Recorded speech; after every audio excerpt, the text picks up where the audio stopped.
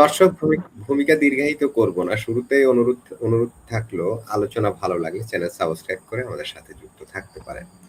ফরিদ ভাইকে দিয়েই শুরু করি। এখন আপনাদের চাওয়া কি?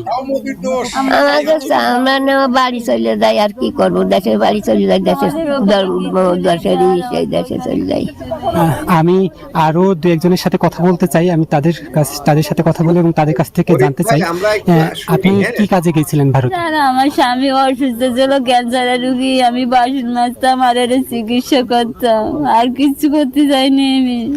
আপনার স্বামী ক্যান্সারের রুগী? হ্যাঁ, এই তো। কত বছর আগে গিয়েছিলেন? 4 বছর আগে। 7 বছর। এখন বাংলাদেশ সরকারের কাছে কি আপনাদের দাবি? আমার দাবি, আমি এখানকার নাগরিক, বাংলাদেশের নাগরিক, আমার মেনে নিতে হবে।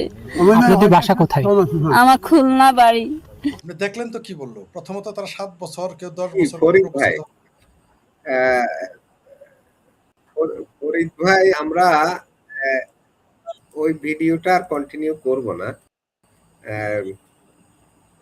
এই হলো আসলে ওখানকার পরিস্থিতি। এখানে অনেক মানুষ যারা বলছে তারা বাংলাদেশের নাগরিক, তারা বিভিন্ন কাজে বিভিন্ন প্রয়োজনে তারা ভারতে গিয়েছিল। তাদের অনেকের কাছেই বৈধ কাগজপাতি নেই, আবার কারো কাছে আছে, কিছু ডকুমেন্টস তাদের কাছে আছে। এখন এই মানুষগুলো নোম্যান্স ল্যান্ডে অবস্থান করছে। বিজিবি তাদেরকে রিসিভ করেনি, বিএসএফ ওদেরকে ওখানে ফেলে রেখে গেছে। এমন ঘটনা কিন্তু সীমান্তের বিভিন্ন পয়েন্টেই কিন্তু আছে। কি মানে এই যে পরিস্থিতিটা, এই নোম্যান্স ল্যান্ডে কিন্তু ধীরে ধীরে মানুষের সংখ্যা বাড়তে থাকবে, এমনটা মনে হচ্ছে। আরো বাড়বে। আপনি কি খেয়াল করেছেন তাদের ভাষাগুলো? আমি এই জন্যই বলেছি, একটা মুসলমান পাবেন না কৃতজ্ঞ। তারা তো বের করে দিবে লাথি মেরে। এটা যদি বাংলাদেশ হতো তো লাথি মেরে বের করে দিত, লাথি মেরে বের করে দিত বাংলাদেশ হলে। ধরেন এইভাবে বাংলাদেশে হিন্দুরা আসছে আর তারা এই ধরনের কথা লাথি মারত, তখন বাংলাদেশের মুসলমানের তাদের পিঠে আর চূর্ণ বিচূর্ণ করে দিত। আপনি দেখেন, তারপরে ভাষাটা দেখেছেন, বললো যে মোদি আমাদের বার করে দিচ্ছে। ভাষাটা শুনেছেন তো? তারা কিন্তু বলেন, দেখেন, তার মানে মোদির দোষ। 15 বছর যাবৎ অবৈধভাবে থাকে, অবৈধভাবে খায় দায়, অনুপ্রবেশকারী। তার এই থিঙ্কিংই নাই সে একটা অপরাধ করেছে। সে যে একটা অপরাধ করেছে সেটা তো নাই, বলতেছে মোদি বাইর করে দিতেছে। আমি বললাম না, এরা বাংলাদেশে আসার পরে প্রত্যেকেই ভারত বিরোধী, মোদি বিরোধী হবে, প্রত্যেকে হিন্দু বিরোধী, এরা প্রত্যেকে হিন্দু বিরোধী। এতে তো বের করে দেওয়া উচিত। আমার মতে বাংলাদেশের একটা অনুপ্রবেশকারীকে ভারতে থাকতে দেওয়া উচিত না, বের করে দেওয়া উচিত। এদের মিনিমাম, এরা কি একবার, আপনি এত ভিডিও দেখতেছেন, একটা ভিডিওতে বলতে, কোনো মুসলমানকে বলতে শুনেছেন আমরা অবৈধভাবে এসেছিলাম ভারত এবং ভারতের হিন্দুদের প্রতি আমরা কৃতজ্ঞ? বলতে শুনেছেন? উল্টো শুনলেন। ওই যে একজন দেখেন ক্যান্সারের রোগী, ওইখানে 7 বছর যাবো, তার কাগজ মিথ্যা কথা বলেছে, কিন্তু আমি এটা জানি ওই নারীটি অর্ধেক মিথ্যা কথা বলেছে। মেডিকেল ট্যুরিজম সম্পর্কে আমার মুখে, আপনি অবৈধভাবে কিভাবে চিকিৎসা করলেন? সে অবশ্যই ভারতীয় কাগজ বানিয়েছিল, সেগুলো এখন সে অস্বীকার করতেছে। কারণ আপনি কিভাবে চিকিৎসা করবেন? কারণ আপনি যদি চেন্নাই গিয়ে থাকেন, আপনাকে পাসপোর্ট দেখাইতেই হবে, নাহলে আপনার চিকিৎসা হবে না, হবেই না। 7 বছর কেমনে থাকলেন? আসলে এরা কাজ করতে গিয়েছিল, এরা কাজ করেছে সেখানে। হ্যাঁ, ওই যে ভুয়া কাগজ বানিয়ে তারা চিকিৎসা করিয়েছে, কোনো সন্দেহ নেই। এখন আপনি বলবেন মানবতা দেখাবেন, এদের কি একটু ভারতের প্রতি, নরেন্দ্র মোদীর প্রতি, সব ভারত সরকারের প্রতি, নরেন্দ্র মোদী বলার দরকার নেই। তারা কিন্তু বলে নাই ভারত সরকার আমাদের বের করে দিচ্ছে, মোদী বের করে দিচ্ছে আমাদের মুসলমান বলে। ভাষাটা দেখেছেন তার ভাষাটা দেখেছেন? এই নারী কিন্তু আবার বাংলাদেশের হিন্দুদের বের করে দেওয়ার পক্ষে। এই নারীটি তাকে দেখতেছেন সরল না, বাংলাদেশে কোটটাই পরা হোক, জুব্বালা হোক, আর ক্লিন শেপ করা হোক আপনার মতো, ম্যাক্সিমাম 95% মুসলমান এই ধরনের চিন্তা চেতনা রাখে। তারা খাবে ভারতের, পড়বে ভারতের, চিকিৎসা নিবে ভারতের, কাজ করে খাবে ভারতের, কিন্তু ভারত আর হিন্দুকে গালি দিতে হবে। ফরিদ ভাই, আপনার সাউন্ড কিছুটা কম, এটা দর্শক বলছে। তাই কমে গেল। আচ্ছা, আপনার কথা বলতে থাকেন, আমি দেখি। ও হ্যাঁ, কমে গেছে। জি, আমি এখন বোধহয় শোনা যাচ্ছে, রাইট? সাউন্ড কমে গিয়েছিল, এখন বোধহয় মনে হয় শোনা যাচ্ছে।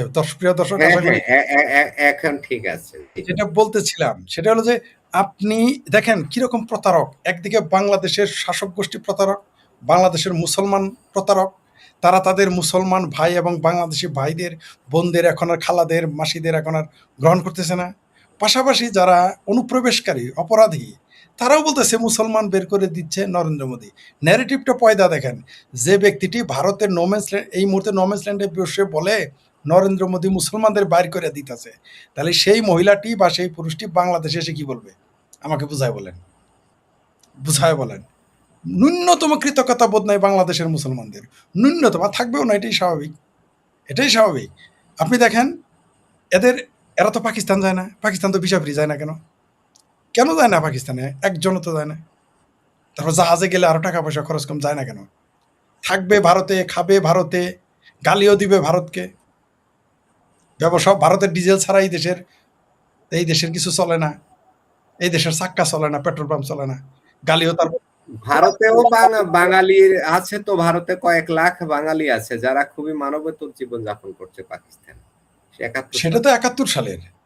এখন যায় না কেন? এখন তো সম্পর্ক ভালো, এখন তো পাকিস্তান তো এখন আব্বা হয়। তারপরে তো পাকিস্তানের গীত ইয়ারা গায়, এরা তো ভারতের গীত গাইতে শুনলাম না। এমনকি যে এখন ভারতে থাকে, খায়, কাজ করে, তারাও তো ভারতের গীত গায় না। আর যারা বাংলাদেশে থাকে তো গাইবেই না। এরকম বেইমান সম্প্রদায়কে কারা জায়গা দিবে পৃথিবী? আপনি বলেন আমাকে, আপনি দিবেন? আমি বললাম তো, এইরকম 1.5 কোটি মানুষ যদি বাংলাদেশে অনুপ্রবেশকারী হিসেবে থাকতো, তাহলে বাংলাদেশের মুসলমান ওই 1.5 কোটি হিন্দুকে হয় কনভার্টেড করে মুসলমান বানাইতো, আদারওয়াইজ নারীদের বিক্রি করে দিত, আর না হয় লাথে এদের বের করে দিত। কিসের বিজেপি আর বিএসএফ দেখতো? এই বাংলাদেশের জনগণ সালনাই কুত্তার নাম মাঙ্গা এমনিতেই প্রতিদিন ভারত দখল করতে যায়। তাহলে এরা কি করতো যদি ভারতের হিন্দুদের বাংলাদেশে 1.5 কোটি পাইতো? কি করতো? এখন মানবতার ধ্বজাধারীরা এখন কোথায়? তারা কেন বলে না বিজেপিকে বর্ডার খুলে দিতে, যেভাবে তারা রোহিঙ্গার জন্য খুলে দিয়েছিল? তারা রোহিঙ্গাদের জন্য যুদ্ধ, সেইখানে বাংলাদেশের হিন্দু, মুসলমান, বৌদ্ধ, খ্রিস্টান, আওয়ামী লীগ, বিএনপি, জাতীয় পার্টি, জামাত, হেফাজত, চামড়া নাই, পীর সহ, এমনকি আমাদের গণজাগরণ মঞ্চ, সবাই চলে গিয়েছিল রোহিঙ্গাদের ওয়েলকাম জানাইতে। এখন কেন ওয়েলকাম জানাইতে সীমান্তে যায় না? এখন কেন ওয়েলকাম জানাইতে বাংলাদেশের অনুপ্রবেশকারী যারা ভারতে রয়েছে তাদেরকে কেন ওয়েলকাম জানায় না? সরকার কেন তাদের বাধা দিচ্ছে? কেন বাংলাদেশের কোর্টে কেউ মামলা করে না যে আমার বাংলাদেশি নাগরিককে ঢুকতে দাও? অথচ তারা তখন কোর্টে গিয়েছিল রোহিঙ্গাদের যেন বাংলাদেশে জায়গা দেয়। এরকম প্রতারক, মিথ্যুক, ধোঁকাবাজ কোনো সম্প্রদায় এবং কোনো সরকার থাকতে পারে? এটা বাংলাদেশেই কেবল সম্ভব, মুসলমানদের পক্ষেই সম্ভব, বাংলাদেশ সরকারের পক্ষেই সম্ভব। এখন বাংলাদেশের কলামিস্টরা কোথায়? বরেণ্য সাংবাদিক নাই, কেউ এখন নাই, কেউ নাই। এই বাংলাদেশের আমাদের প্রখ্যাত প্রিয় কবি, মহান কবি নির্মলেন্দু গুণ বলেছিলেন, প্রয়োজন রোহিঙ্গাদের জন্য আমি আরেকবার মুক্তিযুদ্ধ করব। কয়েকদিন আগে আবার পোস্ট দিয়েছে, হিন্দুদের কি করলে তোমরা থাকতে দিবা বাবা, একটু বলো। গুন্দার এইবার একটু আকল হয়েছে আর কি। তো এখন গুন্দাদের বাদ দিলাম, হিন্দুর কথা, বাইতুল মোকাররমের খতিব কেন এখন বলে না ওই ব্রাহ্মণবাড়িয়া কি যেন আরেক কোন যেন একটা আছে কি হানজালা নাকি হারামজালা আছে, এক মহান এমপি, মহান পীরের বংশধর, তারা কেন এখন বলে না হে বাংলাদেশ সরকার? সে তো নিজে এমপি, বলবে আমি এমপি, আসো কসবা দিয়ে চলে আসো, রাজশাহীতে চলে আসো বাংলাদেশি মুসলমান। কেন এখন বলে না? কেন এখন হাটাজারি মাদ্রাসা থেকে চিৎকার চেঁচামেচি উঠে না যে আমার বাংলাদেশের মুসলমানকে কেন তুমি সীমান্তে আটকায় রাখছো? হিন্দুস্তানের সেই গরুর মুতখোরের দেশের মধ্যে যাইতে দিছো তুমি, কেন এখন প্রতিবাদ উঠে না? আমি এই প্রশ্নটা আপনার মাধ্যমে রেখে দিলাম, দর্শক এটা বিবেচনা করে। আমি জানি এরপরও আমার এই গালি দিবে, ঠিক ওই যে যেমন ওই যে মহিলাটা দেখলেন ডিমের হালি আর 3টায় বেছে 5টায় বেছে না। এখন কেউ বলতে পারে মহিলাটি সরল মহিলা বুঝি সাতক্ষীরা থেকে বুঝি কেরালায় যায়? সরল মহিলা বুঝি এটা বলে নরেন্দ্র মোদী আমাদের বাইর করে দিতেছে? একবারও কিন্তু বলে নাই ভারত সরকার, বলছে নরেন্দ্র মোদী মুসলমানদের বাইর করে দিতেছে। মনে হয় দেশটা তার বাপের। পাকিস্তান, মুসলমানেরা পাকিস্তান নিয়েছে, তারপরও স্বাদ মিটে নাই, ভারতেই থাকতে হবে, ভারতে খাওয়া, ভারতের গালি দিতে হবে। আপনার মনে থাকার কথা 47-এ ভারতের মুসলমানেরা পাকিস্তান যায় নাই, অথচ ইউপির মুসলমানেরা ভারতের সেই 47-এর মানে ভারতবর্ষের ইউপির মুসলমান পাকিস্তান চেয়েছিল, হায়দ্রাবাদের মুসলমান পাকিস্তান চেয়েছিল, কলকাতার মুসলমান পাকিস্তান চেয়েছিল, তারা কিন্তু যায় নাই, পাকিস্তানে যায় নাই, ভারতেই ছিল। ইভেন 2-4 জন যারা গিয়েছিল পাকিস্তানে, তারাও মুসলমানরা ফিরে এসেছে। পাকিস্তান তাদের সাথে হাত মে লোটা মুঁহ মে পান লড়কে লেঙ্গে পাকিস্তান, হাত মে বিড়ি মুঁহ মে পান লড়কে লেঙ্গে পাকিস্তান, সেই সাধের পাকিস্তানে কিন্তু ভারতের মুসলমানরা যায় নাই। বরং বেলুচরাম পাকিস্তান চায় নাই, বরং যারা পেশোয়ারে থাকে তারা চায় নাই? কিছু মুষ্টিমেয় মানুষ, সিন্ধের কিছু মানুষ পাকিস্তান চেয়েছিল, খোদ পাঞ্জাবের মুসলমানেরা পাকিস্তান চায় নাই। সেই সব ভারতের মুসলমানরা চেয়েছিল, তারা ভারতেই আছে। আবার যে বাংলাদেশের মুসলমান, যারা সারা দিন মানে মানে ভারত এবং হিন্দুকে গালি না দিলে যাদের ইমান পুক্ত হয় না, ডান হোক বাম হোক, আর হিন্দু হোক আর মুসলমান হোক আর যাই হোক, নামাজ পড়ুক আর না পড়ুক, ভারত এবং হিন্দুকে গালি না দিলে যাদের ইমান পুক্ত হয় না, তারা কেন ভারতে গিয়ে থাকে? কেন ভারতে গিয়ে থাকে? আর আমাদের গালি দেয় আমরা নাকি ভারতের দালাল, আমরা ভারতে গিয়ে থাকি। আরে ভাই, আমরা নয় ভারতের দালাল, আমরা ভারতে থাকবো। তোমরা কেন আসো ভাই? তোমরা ভারতের দিল্লি না ঢাকা, দিল্লি না ঢাকা, দিল্লি না ঢাকা, দিল্লি না ঢাকা যারা স্লোগান দেয়, তারা কেন এদের ফিরিয়ে নিয়ে যায় না? এত বেহায়া কেন বাংলাদেশের মুসলমান? এত বেহায়া কেন বাংলাদেশে বিএনপি? এত বেহায়া কেন বাংলাদেশে জামাত? এত বেহায়া কেন বাংলাদেশে হেফাজত? এত বেহায়া কেন সামরা নাইপির? এত বেহায়া কেন হাটাজারি মাদ্রাসা ছাত্র? তারা তাদের লোকজন কেন ফিরিয়ে নিয়ে যায় না? কেন ভারত এখনো রেখে দিয়েছে নোম্যান্স ল্যান্ডে, তাও আবার মানবেতর জীবনযাপনের কথা বলতেছেন? এর জন্য দায়ী তো বাংলাদেশ সরকার এবং বাংলাদেশের মুসলমান।